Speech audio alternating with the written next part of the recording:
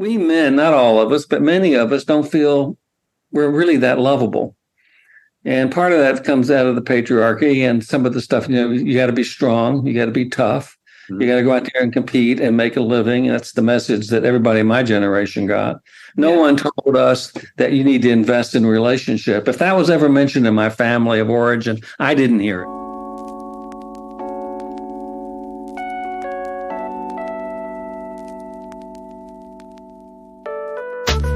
So do you ever envy those so-called hashtag couples goals? Well, when you first fall in love with someone, you get butterflies every time you see them. You lust them. You're infatuated with them. You want to be with them all the time, like best friends. Do you want that to last forever?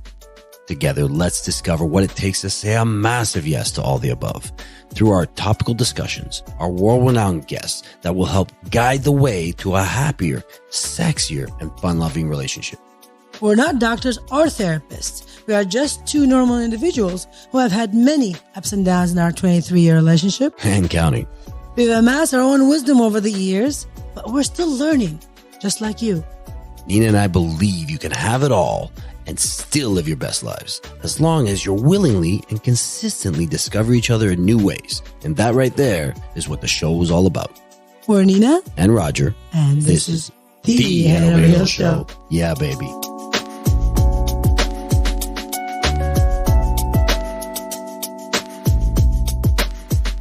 Well, hello again, everybody. As you know, my name is Roger, and I'm here with my extremely gorgeous wife. Thanks, baby. Nina. And we are the Hello Real Show. Yeah, we are.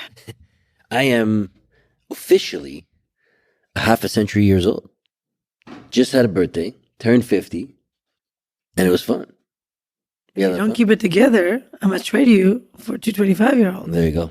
I'll wait a little longer for you. I'll trade you for a 40-year-old and a 20-year-old. Oh, you're freaking funny. There you go. Yeah, so Nina had this great weekend planned, this Miami weekend, which she was not going to tell me for a little while. And then finally she told me, and then after she told me, I decided to break a couple toes by dropping something really, really heavy on them the day before we were planning on leaving. Like hours before we were planning on leaving, actually. And our flights were checked into our flight. All checked in, ready to go, mostly packed. And, it just happened to be that I messed up my toes, and my mom was coming down as a surprise so that she can take care of the kids and spend my birthday with me. But because of this incident, I decided to cancel the trip. We decided to cancel the trip or postpone it till later on in the year and spend the extra time with my mom's while she was down here. You're barely walking, dude. Yeah, how am I going to go clubbing with you in Miami? How am I going to go boating or swimming? Or I actually did most of that here, but still, the doctor's like, I suggest you rest up, put your foot up. Luckily you did, because you're stubbing it everywhere. Everywhere you go, you're stubbing your toes, and you're it's your big toe, and it's most of the damage was done to the middle and the front of the big toe. And I don't know if you realize how many times you tap your big toe. And you don't realize how many times you just tap that little thing. You just tap, little tap, tap, tap. And to me, it's like I'm getting electrocuted. That's how that tap feels. The pain was going right through. So, we decided to take advantage of mom here. And, we sat there and said, okay, well, she's here one night. Why don't we get a nice hotel room downtown? Staycation. A little staycation. Why not? With a nice rooftop. And, we did that. It was a beautiful room. We stayed at the One Hotel, which used to be the Thompson. And I just thought it was, great service, beautiful room. Beautiful hotel. Beautiful hotel, rooftop. The food was great. And while we were up there, we were just chilling by the pool, having some rosé and doing what we would have done if we were in Miami. And I can see a friend of mine's condo from a distance. He's got a very, very unique condo. So I sent a little video to him. Oh, look what I can see. That was so funny. I can see your balcony. Yeah. They were in there swimming in their pool. Yeah. Hey. So by sending that video, he responded and he's like, oh, it's your birthday. Why don't you come out on my boat tomorrow? We're going out, me and my girlfriend, on the boat. I'm like, perfect. We'll do that as well. So, we didn't have any kind of plan of what we wanted to do except for the hotel. And we decided, let's go out to dinner. I put on a special boot so I wouldn't get my foot stepped on. I'd be able to walk. Great dinner. Really good, yeah. The restaurant turned into like a little bit of a bar or nightclub afterwards. So we did a little bit of wobble dancing, a little bit wobble on my feet dancing. And we had fun. We went back to the hotel, we played Monopoly and read some books and went to church. Yeah, we definitely went to church, all the way into the church. Yeah. And then we woke up in the morning and just packed up our stuff. And the hotel was great too. They were like, oh, you want to leave your bag here? You can pick it up tonight if you want. I'm like, oh, great. We left our bag there, went to meet our friend at his condo, went on his boat, hung out there all day. And it's one of those things you kind of manifest that you want a good weekend. That's something you wanted to have for my 50th. And, I go and mess up and break my foot. But yet it still happened. It happened here with like little to no travel time. Guys, like honestly, everything you need in life, it's in your hands and in your head. You think of what you want, you write it down, you manifest it, and you just make it work. I 150% believe this happens because it has been happening to me my whole entire life. I've manifested everything I've wanted in my life, and I really believed it would happen, and it did. The key is to believe that you deserve that, whatever life that you want. And to not be so tied to the outcome. You know what I mean? Like we could have been extremely pissed that everything didn't work out for Miami and sat there and wallow on our couch and pout and do all that stuff. But no, we said, let's make something of it. And we did. And it was a blessing in disguise because I got to spend a heck of a lot more time with my mom, which I don't get to do as much because she lives like 5 hours away. So, she was here for your birthday. She was here for my birthday. She was here for a few days afterwards. We dropped her off this morning at the train and she took a beautiful train home. She loved it. My sister picked her up. Everything worked out amazingly. And then today we have a guest coming up that we interviewed, but part of this interview, I don't know how I'm trying to transition to it, but essentially we went to go visit my neighbor, my old neighbor that lived next door to our old house. And I forgot that his birthday was a day after mine. But we've been thinking about this guy a lot. We actually talked to my mom about him too. And I said, we got to go see Alfred and his wife. We call it Alfred and Grandma, essentially. And we went by, take a look at him. This gentleman just turned 95. And she's like 86. But he just turned 95. And the reason why I emphasize on him is because, I don't see too many 80-year-olds in as good a shape as he is. He's in incredible shape. He's always out he loves gardening. He's always out in his garden. He's always climbing his trees and messing around with this and messing around with that.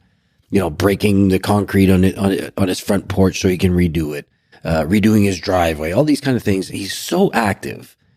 And, we went and sat down with him and Nina asked him a couple questions like, what was it? I'm like, what's your secret? Yeah. Why are you so young and looking young and healthy and like, but he's got a great relationship with his wife. And we asked him, what is the secret to the relationship? Does it get harder? Is it the same? Or are you just kind of more settled? And, they had trouble answering because it's just so normal to them. It's just so, there's no other way other than the two of them. Yeah, their answer was they don't worry as much. They don't have that much worry. They try to stay happy, and they're always smiling. They're always giggling and smiling, and that to me, it releases endorphins in your body. It releases these beautiful hormones that keeps you, young and happy. And just being around them, I was telling Roger today, just being around them, it gave me so much energy, positive energy, so much serotonin, and so much love. I just want to be around them. It's so incredible to see that. It's so nice. So much wisdom. Yeah. Lots of wisdom. And part of the reason they look spectacular, like I said, he loves working in his garden, in his backyard. We walked out of there with a bunch of fruits and vegetables that he grew in his backyard and all that stuff. It's like, that is the real organic. There's no like pretend. There's no anything. Like, he uses stuff like coffee and all that stuff to try and keep the bugs off, like all natural stuff. So I think this kind of helps with his longevity like that. Oh my goodness. Of course it does. I love them. I love their wisdom. Mm-hmm. Speaking of wisdom, our today's guests are Caryl and Jay. Caryl and Jay are husband and wife who authored a book called Side by Side, which it talks about aging couples, and Growing together. growing together with love and wisdom. It is so interesting to us because we believe Raj and I are we're headed that way as well. We've been together for, half of our life, and we are hoping to be together for the rest of our life, living with wisdom and love and just health. Yeah, long life. Healthy long life. And we are striving for people like Jay and Caryl to tell us, to come on the show and help us and teach us and share with us their wisdom and how they're doing it. And the great thing about their book is just that they talk to other long-term couples, other elderly people that made their relationship happen and strive for so many years. And this is, you guys, is better than any science out there. It's better than any therapist or any doctor, because this is real life. This is real wisdom. And wisdom is what you need to learn in order to live your life to its fullest. I 100% believe in it. So without further ado, please welcome Caryl and Jay. Well, Caryl and Jay, I am so excited to have you on the show. Welcome, welcome, welcome. And please, let's start having you tell your story and who you are for our audience. Thank you for having us here. I'm Jay, obviously. Retired professor, was a university administrator for years, worked with men's groups. I've always enjoyed my career. Carol and I got together over 20 years ago, and we met at Lewis and Clark College, where I was a dean and Carol was a professor, and we've just been going from there. We've been intrigued with relationships because of our own, honestly. Mm-hmm. And we know how hard the challenges are. Mm-hmm. And one of the questions, we've been having is, how are other couples our age doing? We have many, many friends, and we have honest conversations with our friends, and we find that all of them are struggling. So then we started to get more intentional and maybe develop a set of questions. And what happened was, Caryl, why don't you tell this part of it? Well, we were living in Bend, Oregon at the time. One morning I got up, and Jay had clearly been up a long time. We're early risers. And so I came out, and he had this wild look in his eyes, and he had a dream. And the dream, we took it as a spiritual commission. And that was to go on the road and interview couples about the intersection between aging, relationships, and spirituality. And we both have been serious spiritual seekers and pilgrims our whole lives. That's really what brought us together, that common interest. And so I just landed, and I said, yeah, wow, we just retired. And, retirement's bizarre. I won't go into that, but retirement's a really huge adjustment that gets almost not enough attention. But anyway, we had the freedom and the time and the resources. And I said, let's call it Side by Side. And that title stuck. The subtitle kept changing. There was a lot of grace involved. We were given over 3 weeks of residency at an artist institute in the middle of nowhere in Oregon. And we formed our questions. And then we started asking couples if they would be willing for us to show up in their homes, stay for 3 days, and interview. We filmed our interviews. So we have over 160 hours of filmed interviews. Wow. And originally we were going to do a documentary, but it turned out for many reasons it wasn't possible, especially with COVID. So we turned it into more of a project and a book. And that's kind of where it came from. That's incredible. So you go and stay in these people's homes for 3 days, and you just talk to them about... We do. Yeah, that's amazing. Like, how do you choose these couples? Are they older couples, younger couples? Are they mixed? Like, what's... They're all older couples. They're couples we have found through our own network. Mm-hmm. We wanted couples who weren't not afraid to talk in public about their lives and weren't afraid about talking about their inner lives, some of their maybe secrets. And, we get into very private stuff with these couples. Mm-hmm. And also we wanted elders who are comfortable about what they've learned from life, very comfortable and willing to share what those lessons are. And we wanted couples who weren't in serious trouble, but were just working things through, kind of like us. One of the surprises we found right off the bat that we didn't anticipate, and now that I'm surprised that we didn't anticipate it, was that couples who really strive are couples who work on their stuff. They don't just sweep it under the rug. They find a way to work at it. We call it shadow work, finding out about who we are. And we always say, you always marry your unfinished business, and what it's going to come up. And so how do these couples deal with it? And we also wanted couples who were comfortable, just like what we're doing, talking in front of a camera, and not everybody is. And then the other thing I would add is that for every couple we sent an invitation to be part of this project, we probably had about 2 or more couples who declined. It's threatening. What was the process of you inviting these couples? Like, how did you call them? Did you email them? What did you do? So I'm going to have to cast back. Just one more thing on that question. We were looking for soul stories versus ego stories, and we talk about that in our book. The ego story is kind of, well, we worked here and we did that, and you're kind of presenting yourself professionally, right? And there's nothing wrong with that, right? Nothing wrong with that. But we were interested in the soul stories, which include the wonderful times and the difficult times, and then the success of working through the difficult times, which is where the real life happens. It's on our edges where we are growing.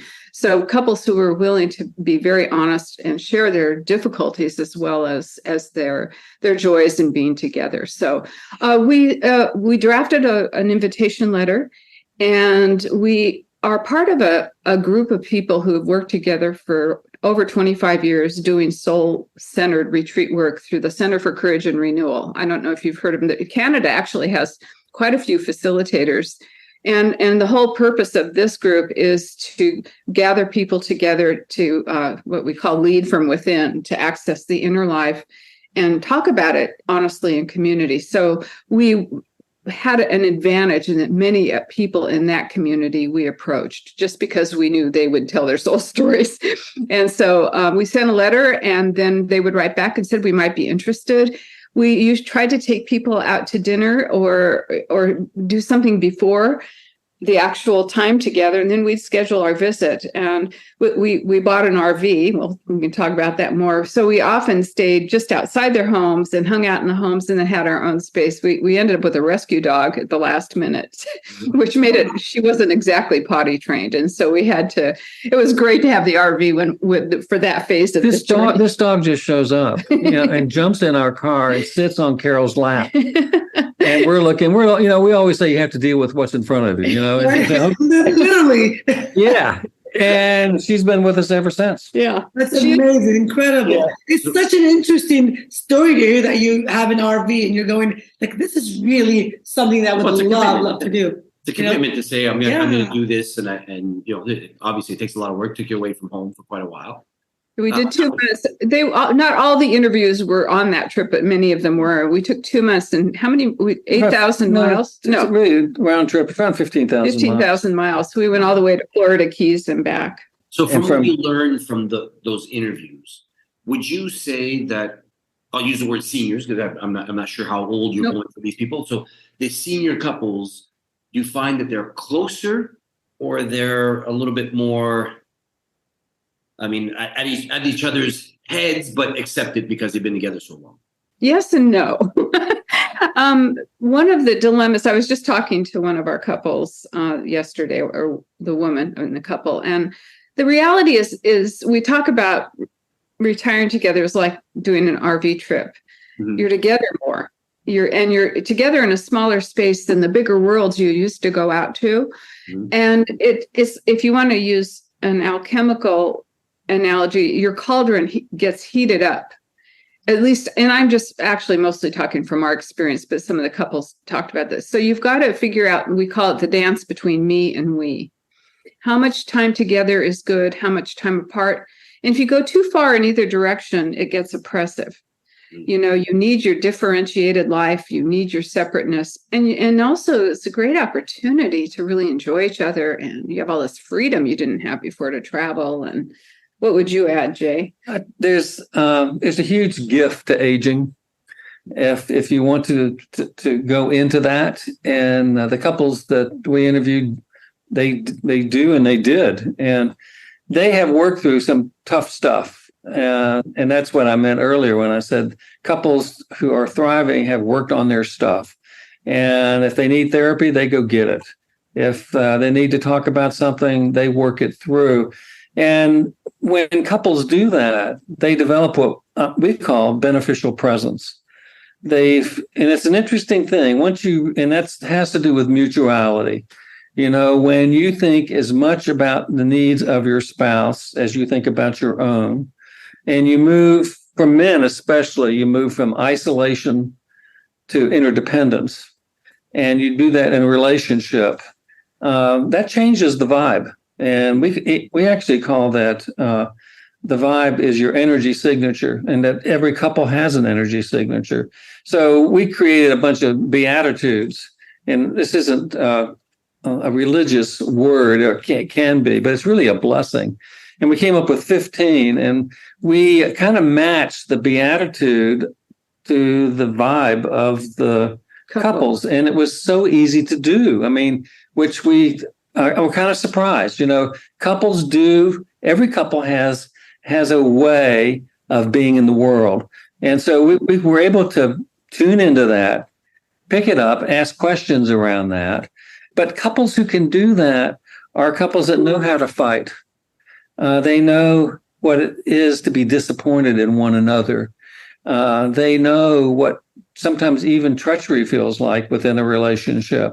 And they choose to work with it. And one of the things that we have learned in our own relationship, that the word choice is like one of the biggest words in the English vocabulary. To choose, it's a human superpower. How do we want to be? What are the choices that have to be made? And what I would say that these couples have made choices to marry, had made choices for intimacy. Mm-hmm. And it becomes almost a sacrament of a type or a covenant. It gets into that territory. These people are funny. They have a good time. We didn't want to leave any of these couples. We'd show up, we'd be with them for 3 days. They would share their life stories. I fell in love with every couple, and so did Caryl. And just speaking of love, I love your question, because the reality of aging, and I had until I turned 70, I didn't really believe this would happen to me. But the reality of aging is your body starts wearing down, and your losses increase, and your need for your ego and presenting an image to the world, you've done it. You're accomplished. So I call it holy stripping. A lot of those things, as you face more loss, like right now, Jay's brother's struggling with a pretty serious case of cancer. One of my closest friends just got diagnosed with Parkinson's. So in the holy stripping of that, we both feel more vulnerable. And actually, we realized through this study that love grows in vulnerability. And we're all so busy. We've been taught as children, well, you've got to show up and you've got to prove yourself and you've got to, do your part and all that. But really where love grows is when you can be open and vulnerable and honest with each other.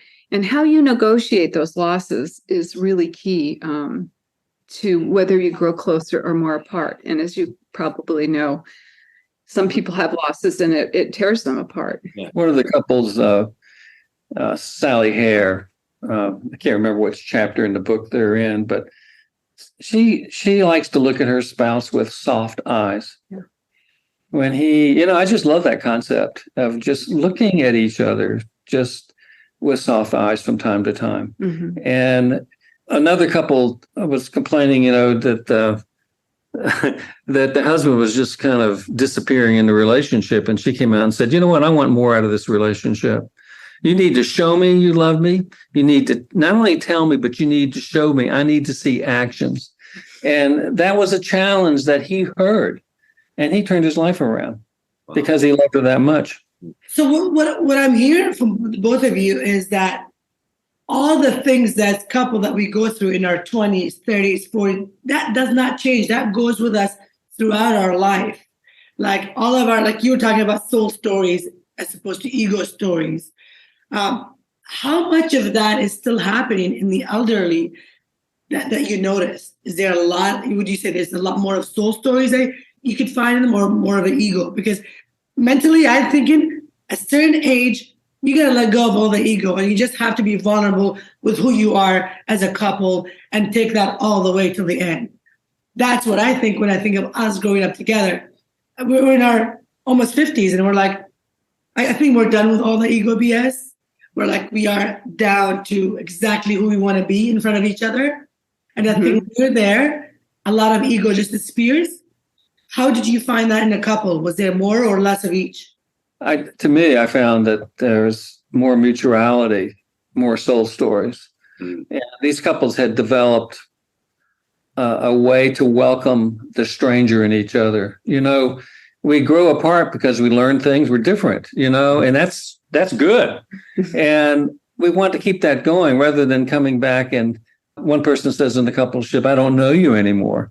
Well, turn that on its head. You've become more excited because you're excited about this or that. These couples have figured out how to do that. And that is rare, but I think it's very learnable. You know, with men, I've done a fair amount of work with men's group. I'm in a men's group. You know, we men, not all of us, but many of us don't feel we're really that lovable. And part of that comes out of the patriarchy and some of the stuff, you know, you got to be strong, you got to be tough, you got to go out there and compete and make a living. That's the message that everybody in my generation got. No one told us that you need to invest in a relationship. If that was ever mentioned in my family of origin, I didn't hear it. I just didn't. I heard a lot of stuff about go out there, make money and do what you need to do. And but these couples have found a way to welcome each other as they grow. And that's one of the keys. Wouldn't you say? Yeah, I would. And I would say the other key is really each person in a couple has to do their own shadow work, their own inner work. We had one couple where he just, I feel, and this has been my experience, once I stopped working so much, my own issues got more apparent to me. And I had done a lot of work on my family of origin work throughout my lifetime. Right. But boy, as it roared up to meet me at 70. And that really surprised me. Really? And yes, because I thought I knew my inner child stuff. And so I've had to do a lot of work on my own early childhood trauma. So has Jay. We ran into real serious issues in the midst of this process and had to stop and go into therapy, and which was a blessing. We started studying with Caryl. I don't know if you guys know about his work, but he's incredible. So in 7, you both went to therapy. We went to therapy together and by ourselves. And the people who committed to that, and there were outstanding examples of that, were able to grow and use the relationship as a catalyst for their growth. If you don't do that work, you grow apart, I think, or you just sort of stall out. Yeah. And like any living system, and a relationship is a living system, and it needs fresh water, and it needs to grow. You know, you have to grow by yourselves and together in your skills. On how to, and your capacity for love. we have a long ways to go. I love that. Well, one of the reasons why we got into this podcast about relationships is Nina and I both do real estate. We sell real estate, so we meet people. Oh, I bet. Shades of couples and all stuff. That's why I was asking you about, you know, are they more? Because we got some couples that I can't believe how much they're in love, and they're in their 70s or 80s or sometimes 90s, and we got some that just hate each other, but just coincide with each other, and that's the way they do it. They stay far apart. Another one that I noticed, and I wonder if any of your couples, if you talk to any of your couples about this, is a lot of couples, let's say our age, in their 50s, they tend to separate and then start dating, let's say, youth, you know, people in their 30s and all that kind of stuff.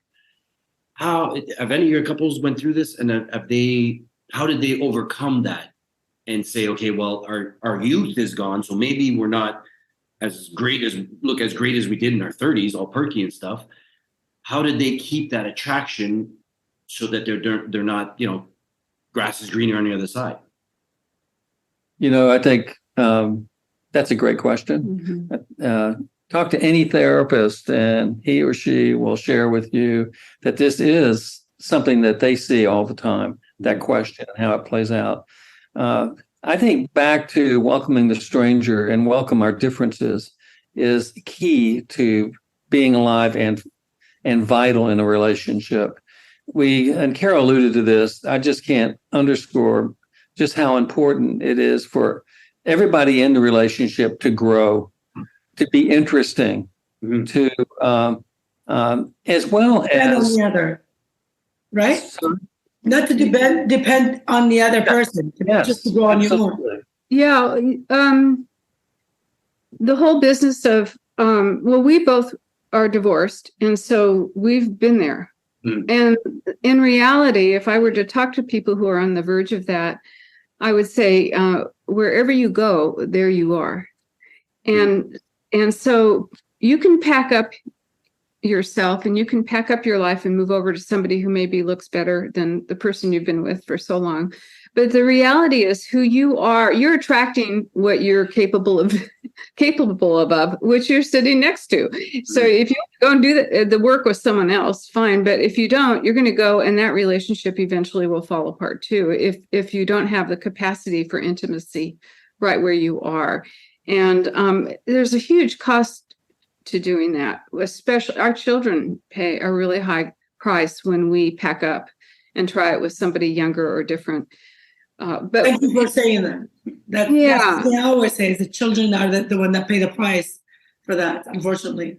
Well, and you do too. I mean, like I divorced from my first husband. We were together, I think, 22 years, and I'll never have the same holiday. I mean, I lost the tradition of the original family, and I gained Jay's family, but it's not the same, So I can't provide for my daughter that home base that she grew up in, And so there are losses involved, and I don't know. I mean, I personally don't regret. I'm really glad I'm with Jay. I think he's somebody I can grow with, and who can meet me, and who is willing to do the inner work. But if he were not, he wouldn't be the right partner for me. And so sometimes you just need maturity. You need to be older to get it better. You know what I mean? Absolutely. And kids can be resilient. And so what we have done is we've put extra energy on keeping our relationships alive with our kids, knowing that they went through some trauma. And, as Nietzsche says, what doesn't kill me can make me stronger. And in that spirit, just being aware that they still need us. Right. We talk to our kids all the time, and they need us still, but it's different than when they were in college or in high school or whatever. And I'd love to say to you two, no one told me how thrilling and exciting your adult children are. When I don't know what age your kids are, probably not quite to adulthood they're yet. Teens. They're just getting there. They're teens. Well, gosh, once they kind of get through college and establish their lives, your relationship with them really starts morphing and changing. And it is so satisfying. They're high school students now. And I know exactly what you're saying. I'm feeling it now. I'm like, it's the best years of my life. Having them at a certain age. And I think it's going to get better and better, as you're saying, 100%. Yeah. And it's complicated. It's nuanced. And so one of the things the people in our study talked about is how to have a healthy relationship with your adult children. How much, when does it become love and go from love to intrusiveness? How much do they really want of us? And by all means, don't tell them what to do. Adults now, and then all right, you get to practice that with your adolescents. But something. Oh, I've got anyway. We will also want our children to know that we are not afraid of death, and we want my parents. You're in that zone where I don't know if your parents are still alive, but you start watching your parents age, or your parents gone. Yeah, mine are gone. My mom's still here. Yeah. Almost, yeah. Where they're aging, where you're making a lot of decisions. And my parents really never talked about aging or death with me. And we have a remedy for that. We want to have honest, open conversations with our kids about that and discuss, our choices and what we need from them. And so we have a chapter, the last chapter in the book, Jim and Ruth share their stories. They had 4 of their parents had dementia at the same time across the country from them. And so they went through 10 years of their parents going downhill with dementia. And then they talk about how important it is to share that across the generations. So, yeah. It's incredible. Well, I'm so inspired by all these stories. I mean, it's just incredible. So back to the side by side, and it sounds so interesting. What was the thing that surprised you guys the most from these findings, this 5 years journey that you guys did? Well, one, that couples who do well really do, with intention, work on their relationships. Yes. It's and we call that, well, there's a readiness for relational fitness. And relational fitness is I think, something that can be acquired. And these couples have done it. We're working on it now. That's one of the reasons we're in therapy, that we have a therapist who actually helps us, does some coaching.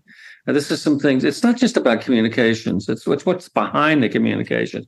Get to the issues. It's hard. It's hard work. Sometimes I come out of there and I don't feel pretty good about myself. I have to really work on it. Caryl has similar feelings, but it's so wonderful. It does get us to another level of relating. And then we start to understand that intimacy is just isn't sex. Intimacy is all of the above. It's trusting, it's being kind, it's listening even when it hurts to listen. It's knowing that there are repair strategies we can do when we fall off the tracks. And it doesn't mean the end of the world of the relationship when we do fall off the tracks or have a rough day. And we still have those days. But we're building a confidence. And actually, Caryl said this just recently to me. Remember what you said? No. That when we have, well, it was around when we had a disagreement about something. And Caryl said to me, well, what I know now is that we have the capacity to work on anything that comes our way. And in so many words. And I said, yes, that's true. And that is wonderful to have. And I think this is one of the things that older couples can share with younger couples. Mm-hmm. I have to say, when I look at both of you, I just see a very beautiful couple. And it's just wonderful, to somebody. I'm going to be 80 in September. Oh my goodness. And you both look amazing. Amazing. We like Zoom. It kind of smooths out all the wrinkles and stuff. But, it's just so wonderful to share with your generation, what we're learning and the mistakes we've made. And I will say that some of the mistakes that we've made with each other have turned out to be something that has propelled us into territory that we needed to go. And, in terms of writing the book, when we got into trouble, and by the way, our friends told us, you're out there interviewing these couples, stuff's going to come up about your own stuff. And boy, it did. And that was the best thing that ever happened because we actually rewrote the book. Mm-hmm. And this is exactly what happens to us. It's been 3 years that we ran this podcast. I deeply inside was very selfish about wanting this podcast because there were some things that we wanted to work on in our relationship. And I thought this would be the best way because we're bringing on couples that are ahead of us, that know better than us, therapists, doctors, lawyers. They're teaching us everything that we need. Like, this has improved our relationship dramatically in the last 3 years. And I thought we're doing great. We're doing amazing. And a lot of times we'll have the interviewer like, oh my God, it's pain. It's pain to hear our issues that we think there's no issues. What we're missing, what we're not doing right. Right. And it has made us grow so much in our relationship. Even our children say it. They're like, you guys are way too much alive. Like, you're too, I'm like, because we go through the pain of asking the questions, realizing that we're wrong in so many ways, and we're fixing those issues. And we're accountable about them, both of us. There's no ego. It's like, okay, this is me. This is how I'm feeling. This is what you're doing to me. Tell me what your side of the story is. And we fix this stuff. And it has done incredible for our relationship. Well, I love your enthusiasm. I mean, it comes through, both of you. Yeah. Thank you. Yeah. So one thing that we talk about in our podcast a lot, I mean, a lot of our listeners are just starting their relationship or halfway through. So let's say, 30s and 40s, that kind of stuff. we talk a lot about how sex and attraction is very important. Not to forget about it and all that kind of stuff. Intimacy. Intimacy in essence. So how important is it to the couples that you've interviewed because they're at a later stage in life? Yeah. Well, our generation is not as open about sex as your generation is. So I just want to say that even though we come from, the 60s and 70s where, free love and all that, the realities, and I think this sort of ties into your surprise question too, but one of the things that has been sort of surprising in our journey is that even though the women's movement happened and we opened up about women getting in the workplace and we had, the political openings and all that, relationships did not get the same attention. Right. And our generation has followed kind of mom and dad's, our parents' template. We're all like little ducks. We imprint on our parents and it's unconscious. So we didn't even know it. So I think one of the big surprises is that these relationships in a way are stuck in old ways. And right. That's what we're excited about Terry Real's work, because he's taking that on. You should check him out. You might want to interview him. But Terry Real, but in REAL. Yeah. Okay, that's the way I put it. In terms of sexuality, people, you have physical problems that impact your capacity for lovemaking, right. Whether it's arthritis. I mean, you can imagine, I don't need to name them all. And so there was some really beautiful and funny talk. Like we had one dinner in this Spanish restaurant with a couple, Caryl and Jeff Cresswell. We were just talking with them yesterday, and we just started talking about sexuality, and we were just howling by some of the funny stuff that happens as a result of, you just are not the same person you were when you met that. But touching intimacy is as important as ever for maintaining the connection and beyond the conflict and the ideas and the words and all that. It's just still really, really important. I'm glad to hear that. Yeah, really glad to hear that. Good. So from your book, what can couple hope to gain from reading it? Like, I know I saw it and I was like, I can't wait to read it. I really want to read it. Just the title itself is beautiful. So what would couple expect to gain from this book? This is the book if you want to see it. I saw it. I've been checking you guys out. We actually had an artist draw the cover. We just couldn't. We weren't happy with what we were finding in this. We love it. Well, I can see the owl things behind you. Yeah. We have owl medicine here. Well, we have a whole mesa full of owls that hang out in our yard. Anyways, we think there's a zeitgeist going on around owls. I don't particularly understand it, but for some reason, owls are just out there, images all over the place. I'm sorry. Go ahead. Yeah. So what we hope people to get out of the book, one, we would love it if couples would read it together. It's more to be read like a poetry book, one poem at a time. So read the story aloud to each other. And then at the back is a reader's guide. And so there are questions you could reflect on it. The questions like, are we almost out of time? Should I? Almost. It's okay. Okay. 3 minutes. Okay. So, and then also we're hoping couples, so that maybe you two buy the book, you read it and go through it together, and then invite a couple of couples into your home and share a meal and use the reader's guide and talk with other couples about, this is not going the distance. You could just read it by yourself and enjoy the stories. Absolutely. I'm going to. But it's really more of a communal book to be shared. And tell our listeners where they can find you, how they can reach out to you, and how they get the book. Yes, absolutely. Okay, well, the book is everywhere. So Amazon. Amazon. You can go on our web. Side by side. Sidebysideaging.com. And we have, as you've seen on our website, lots of resources.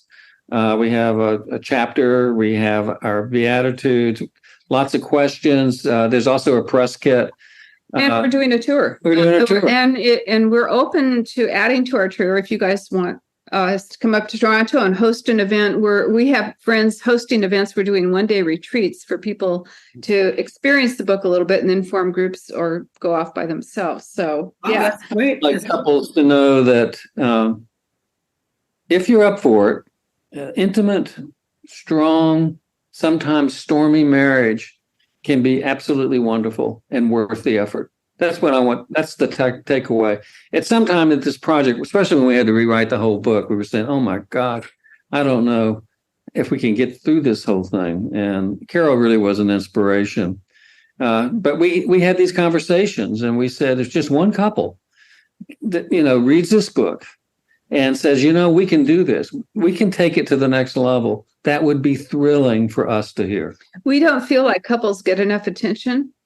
And what all the people who were interviewed said, thanked us. They said, "We have never been witnessed like this. Thank you so much. So much of spiritual formation happens for the individuals, but we think it's time to move it into couples' lives too." So that's part of the movement we're hoping to create here. And you I guys love that, and I want to be part of it all the way. I think you guys are inspiring to every couple out there, and every couple should take advantage of your retreats and read your books, because I think it's incredible. And why wouldn't you want to live this beautiful life with your partner, even if it doesn't matter how old you become? It's a way of living, I think. Life is pain. You got to choose your pain, right? I'm choosing this pain right now. Well, we feel like you're here to grow our souls and to learn how to love. And where else would you do that? So where else can people find you in terms of? Well, of course, we have our website that we talked about, that sidebyside.aging.com. Mm-hmm. And then on there are lots of different ways to go deeper with our work. But we also we're doing blogging on Substack. Okay. So J. Casbon Substack, Caryl Casbon Substack, that's another way. And I'm writing mostly on men's issues. Carol's just finished a beautiful piece on mutuality. And well, the other thing is, if you want to contact us, you can go on the website and just write us, and it'll come to our emails. So we didn't put our emails online, but it will go right to us. If you have a personal request or note, we are open. We have book groups who want us to appear. So if you have a book club that wants to get together and use the book and talk with us, we would love to do that. We pretty much are putting aside the next 2 years to be available to share this work, and we kind of see it as a commission to get it out there. So, and we're going to travel. We have a West Coast tour. Our first retreat's here in Santa Barbara. It's a one day on September 16. We're going to Central Oregon, in Bend, Oregon. I think October 7. Yeah. We are going, and some of us is going to be in churches. So people are asking us to do sermons about relationships and spirituality. Right. We'll be probably in Portland also in October. And then in the new year, we'll be going to San Francisco and eventually the East Coast. I will probably do a cross-country trip next year. So we can travel, but we can do a lot online. And I wouldn't be surprised if we find ourselves in Canada too. And if we get to Toronto, we might give you a call. Love to see you guys and have dinner or lunch with you guys. Now, can anyone enter the retreat or? Yeah. Yes. For everyone? Okay. We also have had a lot of cross-generational interests. Young people coming to us saying, "We want to be in the retreat. Is that okay?" And it's great because we're just talking about relationship issues, and no matter what season of life you're in, there's never a bad time to talk about how to be more relationally fit. Well, we love to, where our relationship is now. We would like to know what to expect. Sure. This is what you guys are teaching. What to expect, what's coming up. Now, Jay, you had mentioned you were doing something with men's issues and stuff like that. What type of work are you doing there? Well, men often, I think I mentioned this, men often don't feel that we're all that lovable. Mm-hmm. And I think that's a cultural thing. It's not all cultures on the planet do men feel this way, but in Western societies, it's more prevalent. And for men to know that we are lovable and we can learn to love better. Mm. And we can learn to love so well that even our wives will say, yeah, they're learning, they're part of this in a big, big way. And I think men just understanding how vulnerability actually makes us stronger. Absolutely. And I've seen that. I see a lot of men, younger or older men now, actually doing that kind of work, which is really, really empowering to see. Like I grew up with my father being the macho, my brothers, there is no emotions. They're men, but now I see the change and almost a lot of men around us, that they're doing the work. They're going after vulnerability. They're going after the deep work inside, which is really beautiful to see. I gotta say, our relationship changed a hell of a lot after we did some kind of like self-learning courses and all that kind of stuff. Personal work, yeah. And personal work. And one of the things that it taught me is, the same thing like you said. I grew up in a very macho family, tough guy, this, that kind of stuff. I didn't show Nina how much I loved her. I was afraid to show her that. I didn't. That was her job to do to me. I didn't show her, and it made me learn to be able to do that. And I found that it just changed our relationship drastically. Like I tell her how much I show it. I'll post it on social media. All kinds of kind things about her, or whatever that I love about her, and it hasn't changed me or the view of me as a man in any way. But I used to think it would, to make you feel soft or whatever. You know what I mean? So good. Sure. Good. Yeah. Men do need a lot of work. I swear to God, we're a little bit nuts. Well, we've been taught it's not masculine to have feelings. Exactly. That is just pounded into men. And frankly, I have a similar programming from my family. I've had this sort of Scandinavian background, and my dad literally said, he's a Swede. He said, it's not polite to show your feelings. Yeah. So we both had that kind of disassociate from your emotional lives. Right. Not good for relationships. If I were to ask my father, what are feelings, Dad? He said, what's that? That's when you hit the hammer and your thumb, you feel that. Yeah. And I'm sure my mother would be happy to talk to him about that. Yeah, absolutely. Well, I got to say that, people can learn a heck of a lot from you guys and the work that you're doing. Because my biggest thing is there's knowledge out there, but wisdom is so much stronger. Like I said, we've been doing real estate now for 16, 17 years. I mean, when I came fresh out of school, I had tons of knowledge of what to do. Yes. But until I got to where I am now, the wisdom, I was like, yeah, you don't need that. You don't need that. That you're wasting your time with that. You got to do this.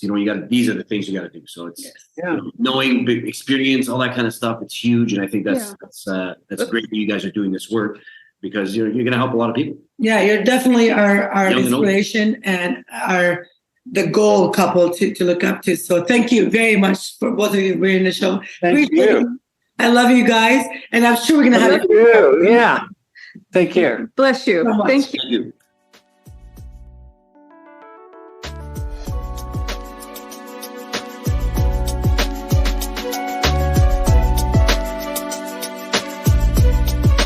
If you enjoyed this episode of the podcast, please hit subscribe and give us a 5-star rating on whichever platform you're tuning in from. It means the world to us to have your support on our show in this little mini way. You can also stalk us on Instagram at Head Over Heels Show for more juicy stuff. If you have any questions, send them via email at us@hohshow.com or DM us on socials. Thank you for having us between your ears. And as always, we wish you what we have.